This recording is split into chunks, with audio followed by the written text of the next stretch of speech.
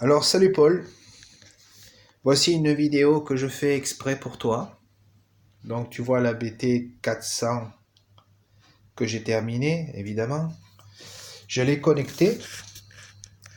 Alors je t'explique en premier le parcours de mon schéma. Alors ce transistor qui est là, c'est un 2N3055.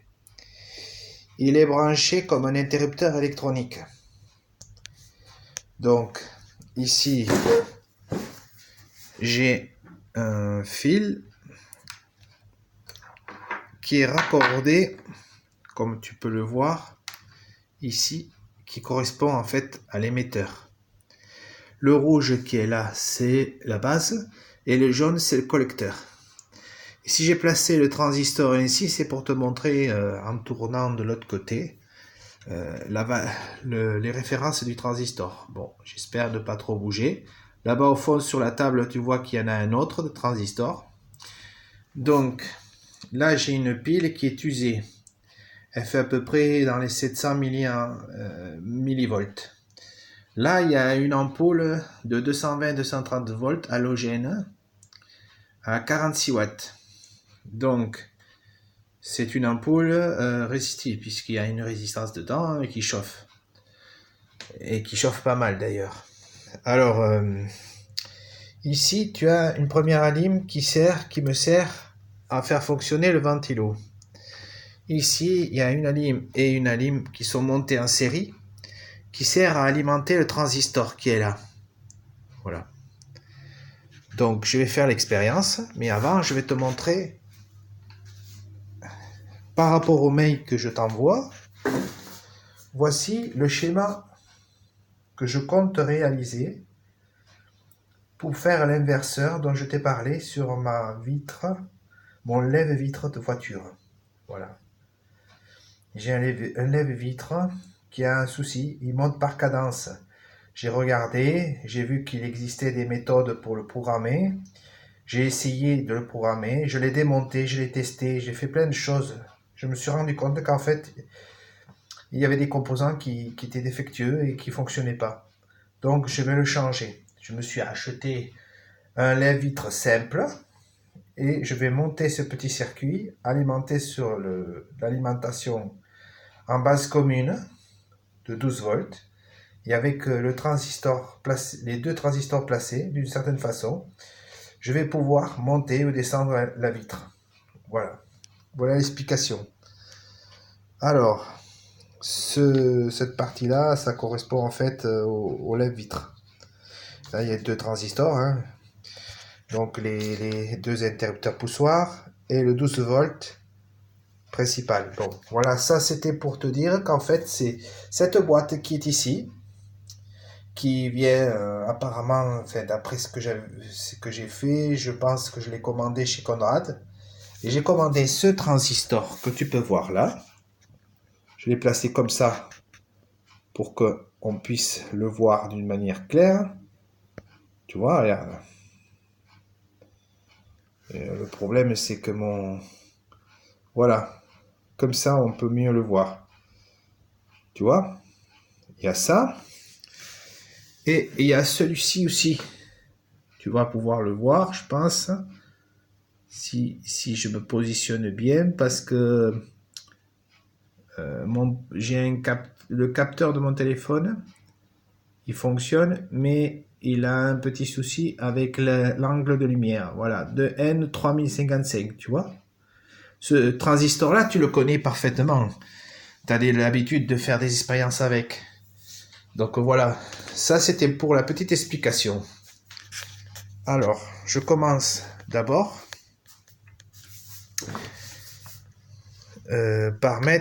par monter le ventilo. Tu vois, regarde. Je vais le mettre sur 15 volts. Ventilo qui est dessous là. Voilà, ça pulse vachement. Ici, je mets en route ça. Et je remets en route ça. Donc là, je me positionne à peu près, on va dire, voilà, à peu près à 6 volts, tu vois. En dessous, il n'y a pas d'intensité, puisque du moment que j'ai pas encore établi le contact au niveau de cette pile là, voilà. Alors, il faut que je touche avec cette partie, il faut que je touche le plus, à cette partie, il faut que je touche le moins. Voilà, j'ai touché. Alors maintenant, tu vois, 90. C'est-à-dire 90, 91 milliampères. Alors, je monte. Je vais monter au maximum 16,2 pour cette ligne. Tu vois, regarde. 7,2. Là, j'ai une petite... le filament qui s'éclaire à peine. Maintenant, je vais monter cette partie-là. Là, tu peux voir déjà que ça éclaire. Voilà. Alors, c'est juste ce que je voulais te montrer. J'éteins la lumière qui est au plafond. Tu vois, regarde. Et là, j'ai une lumière qui éclaire assez fort. Qui éclaire assez fort. Mais là, si tu fais le calcul, 16,2 plus 31, ça fait 47,2. Donc j'ai 47,2, mais je ne dépense que 839 ou 841 milliampères. Voilà, si je prends un néon, ce néon qui est là, tu vois, si je l'approche, il s'illumine. Regarde, c'est le néon bleu. Tu vois, un tube fluo bleu.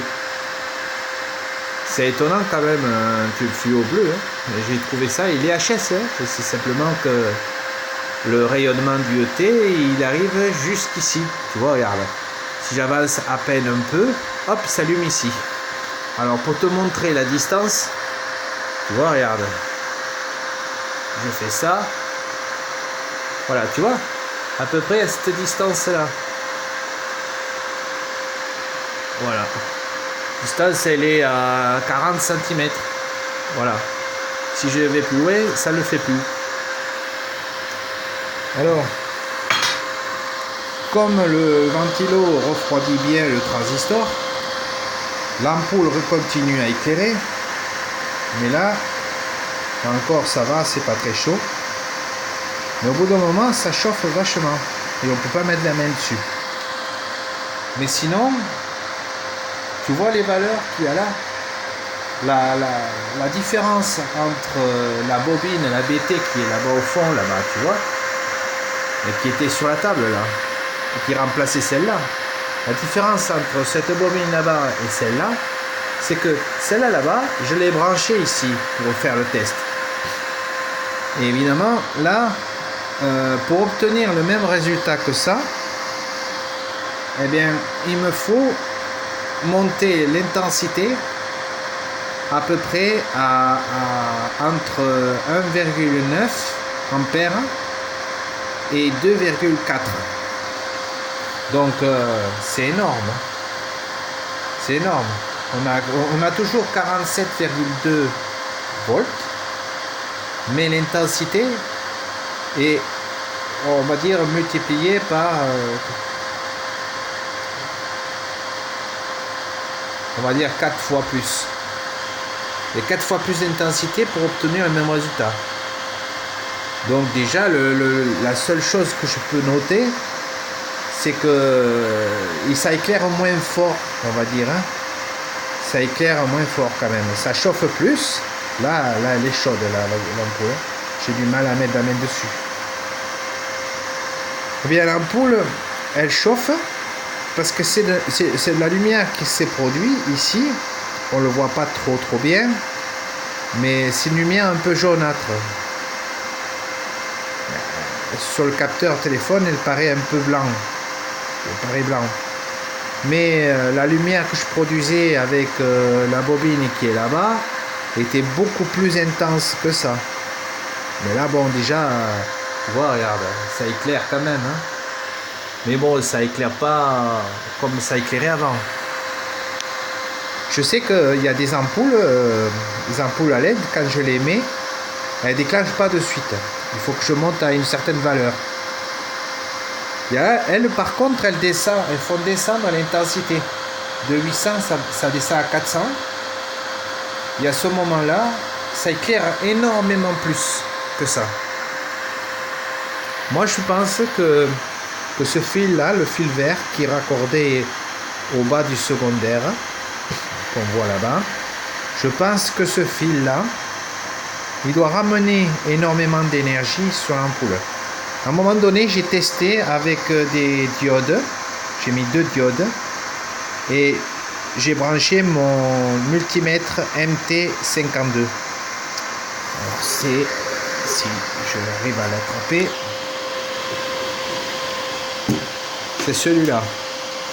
Attends, je vais allumer.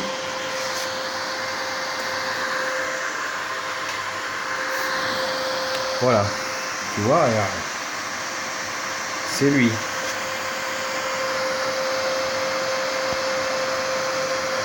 Voilà, et c'est le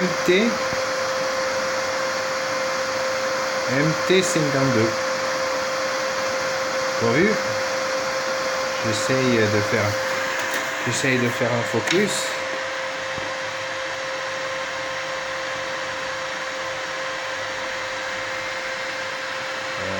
C'est trouble, hein.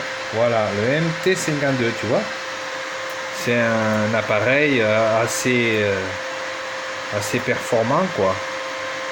Et il a mesuré 300 volts sur l'ampoule. Il a mesuré un voltage de 300 volts. Mais c'est pas exceptionnel. J'ai essayé de faire l'expérience, une des expériences que j'avais fait. D'ailleurs, je peux toujours l'essayer. Tu vois, regarde. Je vais le mettre sur Hertz.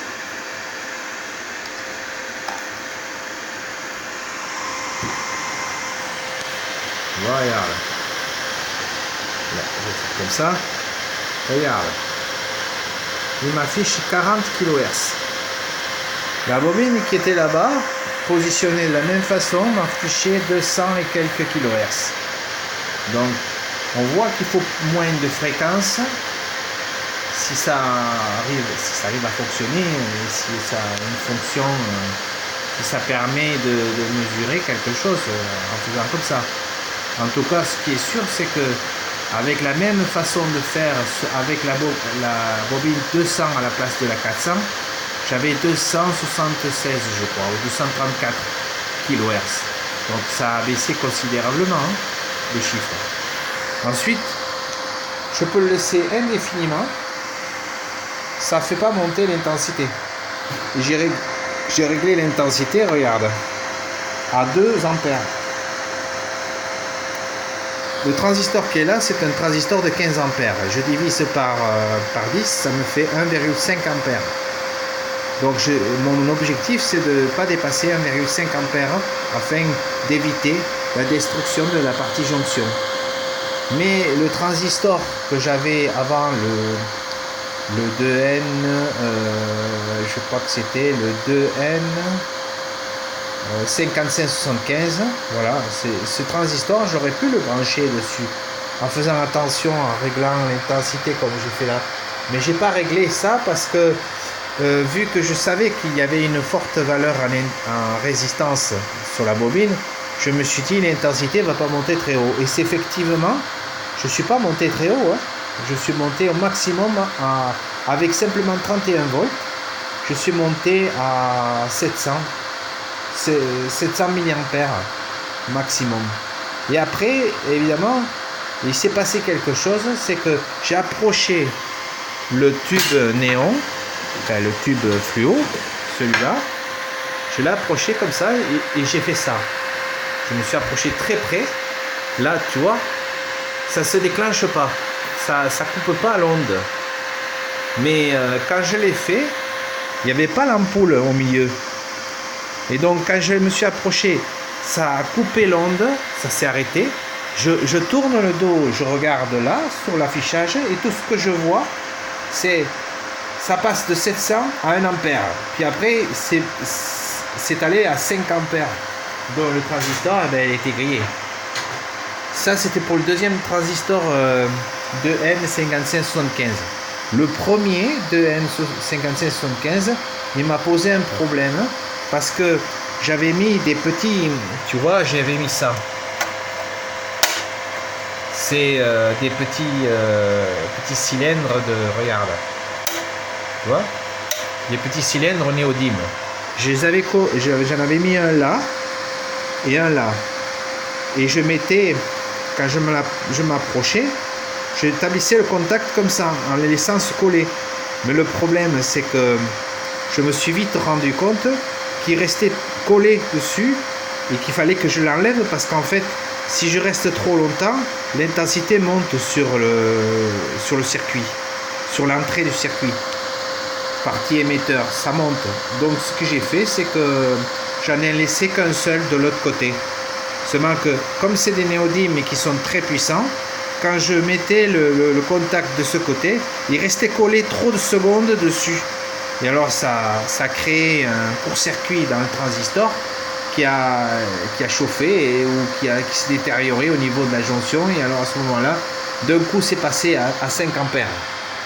Alors l'alimentation s'est mise en sécurité. Voilà, c'est simplement à cause de ça que j'ai grillé le premier transistor. Et le second transistor, eh ben, c'est parce que j'avais pas réglé la limite d'intensité sur la partie courant. Voilà. Cette alim, elle est merveilleuse parce qu'on peut régler à la fois le courant et la tension. Là, on peut faire pareil, mais c'est assez compliqué parce que on ne sait pas exactement où on règle là. Tandis que là, c'est numérique, on appuie sur le bouton, on peut régler les unités, les sous-unités, etc. On peut faire des réglages magnifiques avec ça. Après, il y a plusieurs fonctions là. On voit que, tu vois, il y a plusieurs éléments. Ici, ça s'allume de cette façon-là, ici.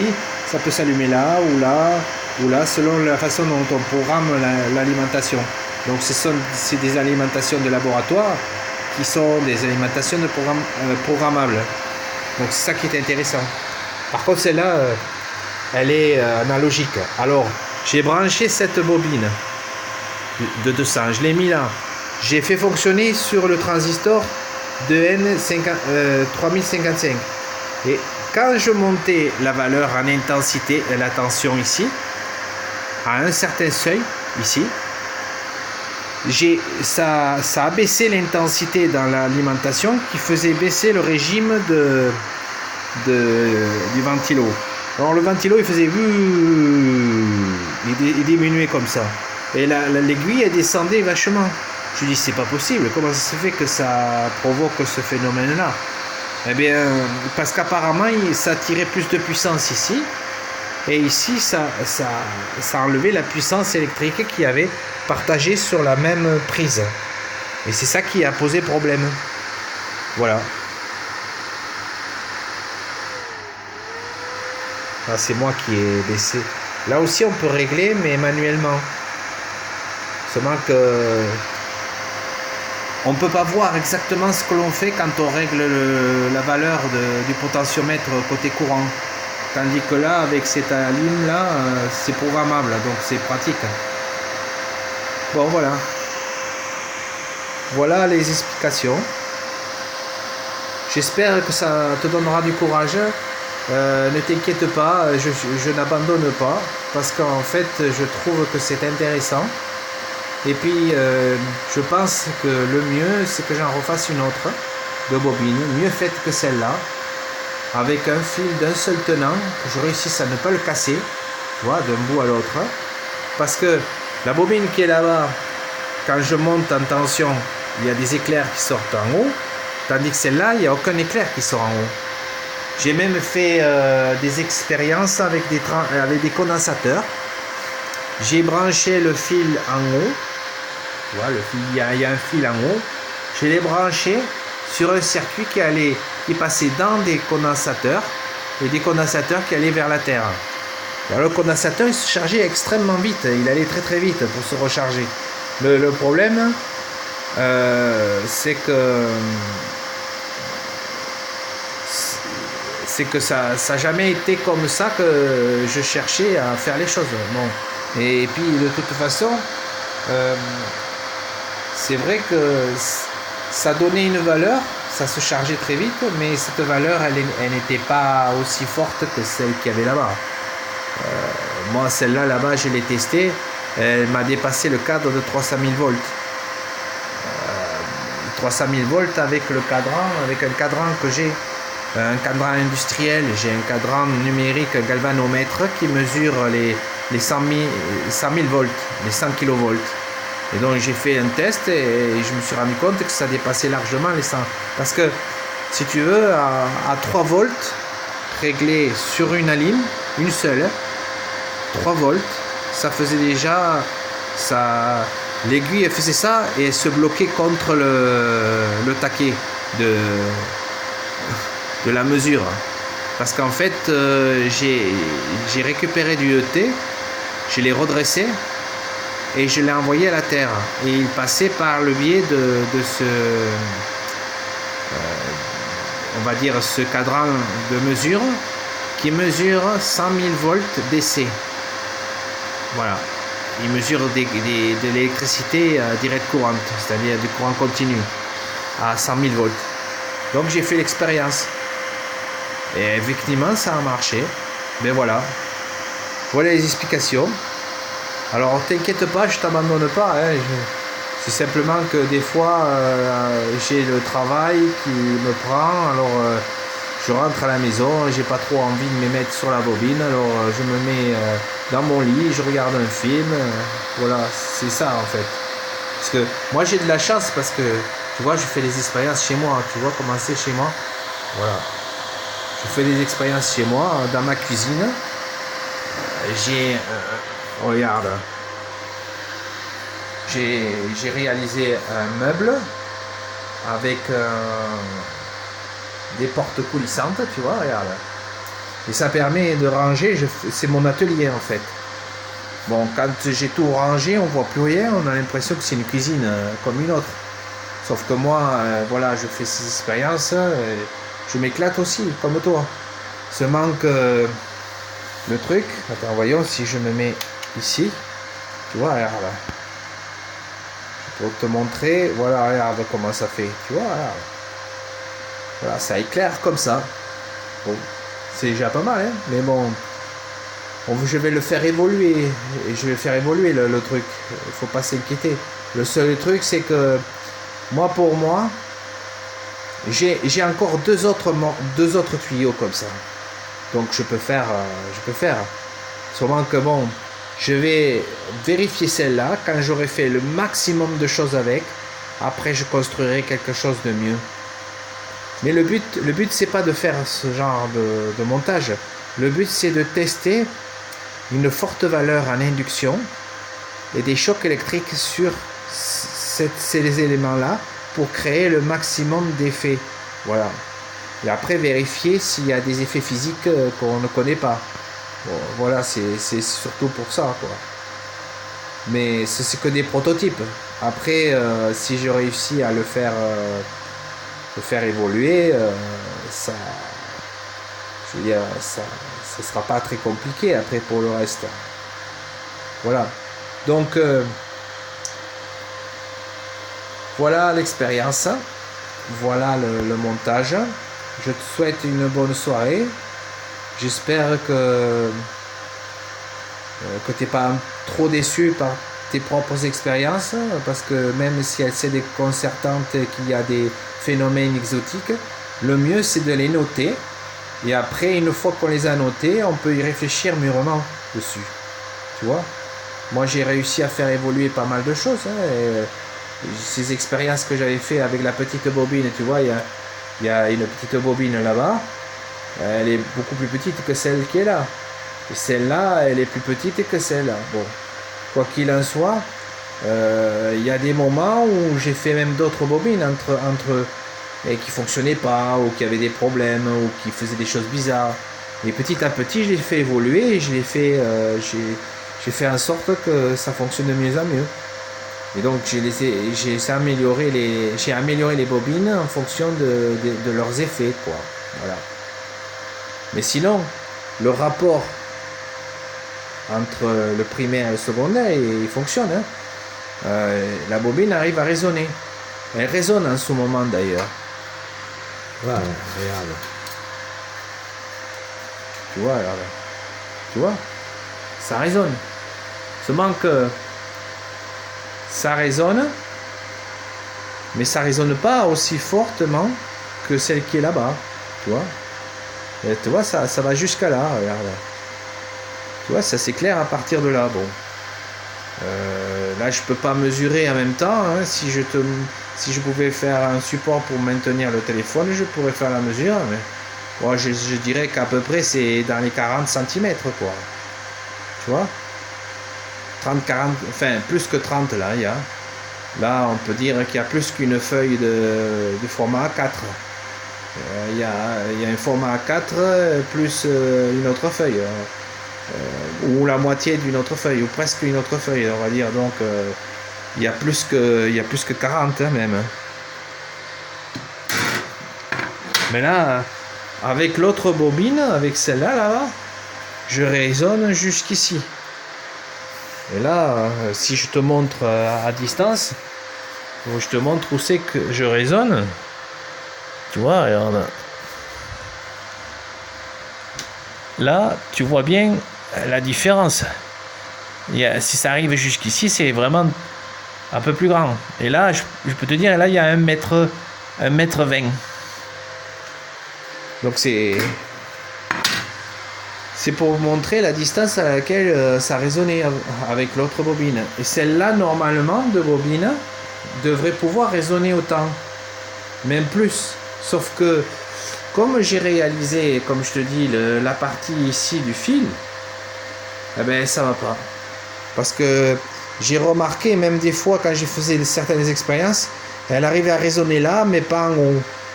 Alors, le truc, c'est que j'ai remarqué, en fait, que toute la partie 0,2, là, elle résonne, elle commence à résonner comme ça, parce qu'il y a le fil en bas primaire, et le rapport entre les deux bobines, ça crée une résonance.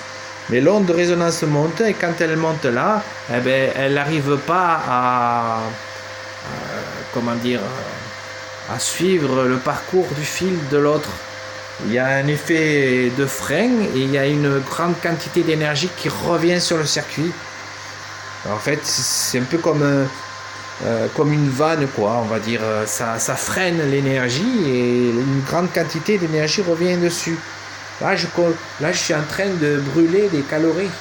Je suis en train de brûler de l'énergie, là. Voilà, l'énergie s'en va sous forme de chaleur dans l'ampoule. Bah voilà. Voilà, expérience terminée.